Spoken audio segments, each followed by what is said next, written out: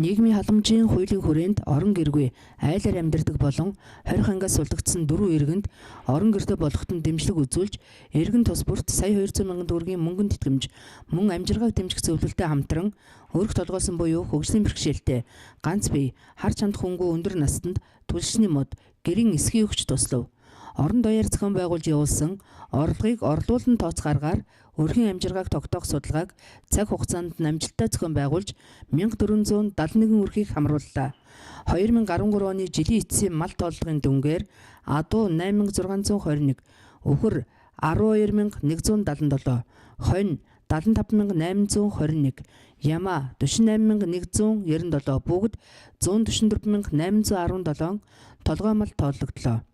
Нийслэлийн хот төгжүүлэх газрын нохоо устгахын албатай хамтран 2013 онд нохоо устгах ажлыг 2 удаа зохион байгуулж сая 500 мянган төгрөгийг зарцуулж 300 нохоог устгаж ариутгал халдваргүйжүүлэлт хийлээ. Сумын өвс тэжээлийн фондонд 1300 боодол өвс нөөцлөд байна. 2013 онд нийгмийн даатгалын байгууллагын ажилласан жилийг нөхөн тооцох хуулийн дагуу даатгалд 1300 иргэнийг хамруулж нийгмийн даатгалын тэтгэврийн санд 101 сая 560 мянган төгрөгийг төвлөрүүлэн ажиллалаа. Төсвийн орлого бүрдүүлэлтийг хуулийн дагуу зохион байгуулж стандарт төвшинг ханган орон нутгийн төсвийн орлогыг төлөвлөгөө 168.6 сая төгрөг, гүйцэтгэл 188.5 сая төгрөг, 111.7%-аар биелүүллээ. Засаг даргын тамгын газрын иргэний танхимыг орон нутгийн төсвийн хөрөнгө болон жаргалант бүтээн байгуулалт сан төрийн бус байгууллагын хөрөнгө оруулалтаар 12.5 сая төгрөгөөр тохижууллаа. 2013 онд манай сумд нийт